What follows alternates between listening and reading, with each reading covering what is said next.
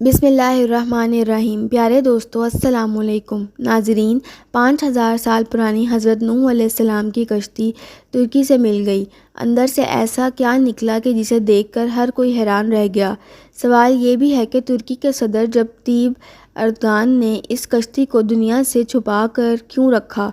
آج کی اس قیمتی ویڈیو میں ہم آپ کو کشتی نوح سے متعلق حیران کن حقائق بتلانے جا رہے ہیں، لہٰذا ویڈیو کو شروع سے لے کر آخر تک ضرور دیکھیے گا، اور اگر آپ چینل پر نئے ہیں تو اس سے سبسکرائب بھی کر لیجئے۔ تو آئیں شروع کرتے ہیں ویڈیو۔ دوستوں، قرآن مجید میں اللہ تعالیٰ نے جن قوموں کا تذکرہ کیا ہے ان کے آثار آج بھی دنیا میں موجود ہیں۔ ان قوموں کو اللہ تعالیٰ نے ان کی نافرمانیوں، خدا اللہ تعالیٰ کی ذات سے انکار، رسولوں اور نبیوں اور ان کے ماننے والوں پر ظلم و ستم کی انتہا کر دینے پر سخت سزائیں یعنی عذاب دیے، اور قرآن میں ہم مسلمانوں کی عبرت اور رہنمائی کے لیے ان کا تذکرہ کیا۔ حضرت نوح علیہ السلام کو ثانی آدم بھی کہا جاتا ہے، کیونکہ آپ کے خاندان کے افراد اور اللہ کے حکم سے تیار کی گئی ہے۔ کشتی میں سوار جانوروں کے علاوہ ہر شے پانی میں غرق کر دی گئی تھی۔ حضرت نوح علیہ السلام کی کشتی پر 8 افراد سوار تھے۔ حضرت نوح علیہ السلام آپ کے جانوروں کی جوڑیاں تھیں۔ نوح علیہ السلام کا واقعہ سابقہ آسمانی کتابوں تورات، زبور اور انجیل میں بھی ملتا ہے۔ ایک عرصے سے سائنسدان حضرت نوح علیہ السلام کی کشتی کی تلاش میں تھے۔ غیر مسلم سائنسدان یہ سوال کرتے ہیں کہ اگر طوفان نوح آیا اور حضرت نوح علیہ السلام چند انسانوں اور دنیا کے تمام تر جانوروں کے جوڑے لے کر دیوقل کشتی میں سوار ہوئے اور پانی کے بدترین عذاب سے بچ گئے تو آخر وہ کشتی کہاں گئی جن میں ان سب مخلوقات نے سفر کیا؟ حال ہی میں چین کے عیسائی مبلغین اور سائنسدانوں کی ایک تحقیقاتی ٹیم نے کئی ماہ پر مشتمل اپنی تحقیق کے اہتمام کا اعلان کرتے ہوئے دعویٰ کیا تھا کہ انہوں نے حضرت نوح علیہ السلام کی تاریخی کشتی کو تلاش کر لیا ہے۔ یہ کشتی مشرقی ترکی میں واقع کوہ ارارات میں ملی، جس کی چوٹی کی بلندی 12,000 فٹ ہے۔ ماہرین کی ٹیم کا کہنا ہے کہ اس کشتی کی 3 منزلیں ہیں۔ یہ کشتی کئی میٹر برف کے نیچے دبی ہوئی ہے۔ گزشتہ 2 برسوں سے 1 درجن سے زیادہ ٹیمیں حضرت نوح علیہ السلام کی کشتی کو تلاش کر رہی تھیں، جن کے بارے میں قرآن پاک میں آتا ہے کہ وہ جودی نامی پہاڑی کی چوٹی سے ٹکرا کر رک گئی تھی۔ ناظرین، چین کے ماہرین کی اس رپورٹ کو امریکی سائنسدانوں نے ماننے سے انکار کر دیا۔ ان کا کہنا ہے کہ کشتی کی لکڑی کے نمونے جو فورینزک جانچ کے لیے بھیجے گئے تھے وہ اتنے پرانے نہیں ہیں کہ ان کے بارے میں وثق سے کہا جا سکے کہ یہ حضرت نوح علیہ السلام کے دور کی کشتی ہے، جبکہ چینی ماہرین کی ٹیم کا دعویٰ ہے کہ وہ 99% یقین رکھتے ہیں کہ یہ وہی کشتی ہے جو حضرت نوح علیہ السلام نے 4800 سال قبل اللہ کے حکم سے بنائی تھی۔ ماہرین کا کہنا ہے کہ اس کشتی کی 3 منزلیں ہیں، اس میں کئی بڑے بڑے کمرے بھی ہیں اور ان کمروں میں لکڑی کے ستون ہیں۔ عرب اخبارات نے بھی اس ضمن میں سوال اٹھائے تھے کہ کیا واقعی یہ حضرت نوح علیہ السلام کی کشتی ہے۔ عرب اخبارات نے لکھا کہ چینی اور ترکی عیسائی ماہرین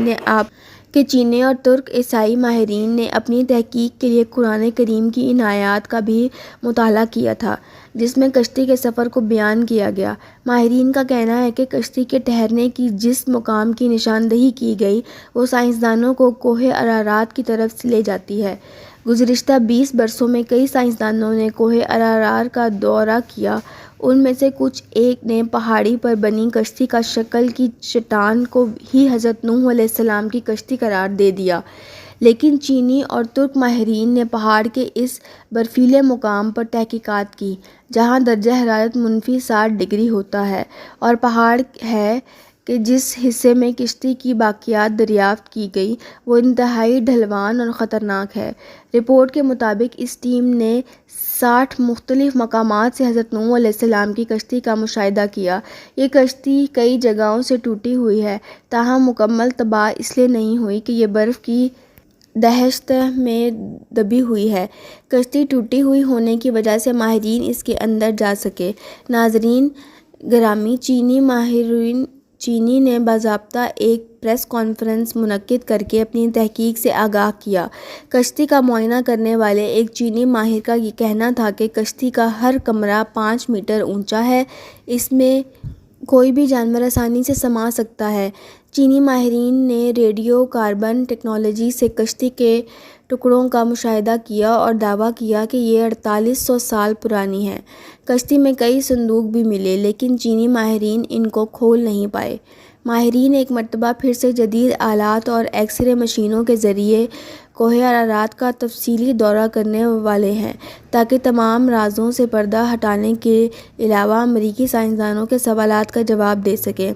حضرت نوح علیہ السلام کی کشتی دریافت کرنے کا دعویٰ نیا نہیں ہے۔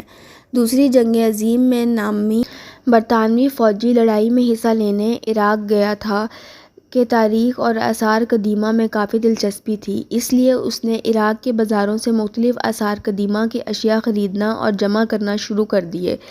جب وہ چل بسا تو اس کے بیٹے سائمس کے حصے میں یہ اشیاء آئی۔ اس نے یہ اشیاء برطانیہ کے میوزیم کے حوالے کر دی۔ برٹش میوزیم سے وابستہ ماہر آثار قدیمہ اورک سنکل نے ان اشیاء کا معائنہ کیا اور ان اشیاء میں سے ایک تختی بھی ملی جس پر قدیم اشعری زبان میں کچھ لکھا تھا۔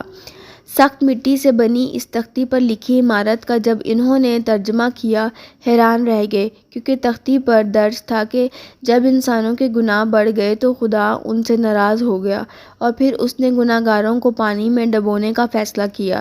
تب فرشتوں نے وادی دجلہ اور فرات میں آباد ایک نیک انسان حضرت نوح علیہ السلام تک خدا کا یہ پیغام پہنچایا کہ وہ ایک کشتی تیار کریں اور اس میں نیک لوگوں کے علاوہ تمام جانداروں کا ایک ایک جوڑا بھی سوار کر لیں۔ اس تختی میں کشتی کو اتنا بڑا بتایا گیا ہے کہ وہ فٹ بال کے ایک اسٹیڈیم کے برابر تھی۔ ماہرین نے اندازہ لگایا کہ یہ تختی 4000 برس پرانی ہے، یعنی حضرت عیسیٰ علیہ السلام سے 2000 برس پہلے کی ہے۔ دوستوں، اس طرح طوفان نوح کا ایک اور ٹھوس ثبوت دنیا کے ہاتھ بہت پہلے ہی لگ چکا ہے۔ عام طور پر مذہب، خصوصاً اسلام کے منکرین اور واقعات کو آسانی قصے قرار دیتے ہیں کہ تمام ثبوت ان کی آنکھیں کھولنے کے لیے کافی ہیں۔ اس تختی پر یہ بھی لکھا ہے کہ حضرت نوح علیہ السلام کی کشتی آج کل کی کشتیوں کی طرح لمبی نہیں تھی بلکہ بیضوی یعنی انڈے نما تھی۔ اس زمانے میں دجلہ اور خراق میں اسی طرز کی کشتیاں چلتی تھیں۔ کشتی کے ٹھہرانے کے مقام کے بارے میں قرآن مجید کی سورہ ہود کی آیت نمبر 44 میں بتایا گیا ہے کہ وہ ایک بلند مقام جوتی پر جا کر رکی تھی۔ عراق اور شام کے قدیم باشندے بابل کے دور میں یہ سمجھتے تھے کہ حضرت نوح علیہ السلام کی کشتی کوہ کردہ پر ٹھہری تھی۔ یہ مشہور پہاڑ جزیرہ ابن عمر کے قریب واقع ہے۔ یہ مقام بھی اب ترکی کے حصے میں ہے، تاہم عراق کی سرحد اس سے متعلق ہے۔ مسلم تاریخ دانوں نے کوہ کردار کو یہ حضرت نوح علیہ السلام کی کشتی کے ٹھہراؤ کا مقام قرار دیا، اسی لیے یہ پہاڑ مسلمانوں میں کوہ جودی کے نام سے مشہور ہو گیا۔ تاہم عیسائی مبلغین کا کہنا ہے کہ کشتی کو ہر رات پر جا کر رکی تھی اور یہ پہاڑ ارمینیا اور ترکی کی سرحد پر ہے۔ حضرت نوح علیہ السلام کو ثانی آدم کے علاوہ شیخ الانبیاء کا خطاب بھی عطا ہوا کیونکہ آپ وہ پہلے پیغمبر ہیں جو انسانیت کی طرف بھیجے گئے۔ قرآن مجید میں حضرت نوح علیہ السلام کا نام 73 مرتبہ آیا ہے۔ ان کی عمر 900 برس تھی۔ نبیوں میں آپ سب سے طویل عمر ہوئے۔ حضرت نوح علیہ السلام موجودہ عراق میں آباد ایک قوم کے پاس نبی بنا کر بھیجے گئے تھے۔ جب بہت واضح اور نصیحت کے باوجود بھی قوم نے سرکشی نہ چھوڑی تو اللہ تعالیٰ سے آپ نے اپنی قوم کے لیے عذاب مانگا۔ اللہ نے آپ کو ایک کشتی بنانے کا حکم دیا۔ 2 سال کی مدت میں کشتی تیار ہوئی جس کی لمبائی 300 گز اور چوڑائی 50 گز جبکہ اونچائی 30 گز تھی۔ جب عذاب آیا تو آسمان سے مسلسل بارش ہونے لگی اور زمین سے چشمے ابلنے لگے، ہر شے پانی میں غرق ہو گئی۔ حضرت نوح علیہ السلام کی کشتی 6 ماہ 8 دن پانی پر تیرتی رہی۔ محرم کو کوہ جودی پر جا کر ٹھہر گئی۔ کئی دن تک پانی اترتا رہا۔ اس کے بعد جب خشکی پیدا ہوئی تو حضرت نوح علیہ السلام نے سسرال شہر کو بسایا اور ایک مسجد بنائی جس کا نام سامانین تھا۔ حضرت نوح علیہ السلام طوفان کے بعد صرف 60 برس زندہ رہے۔ ان کا مزار آج بھی لبنان میں موجود ہے۔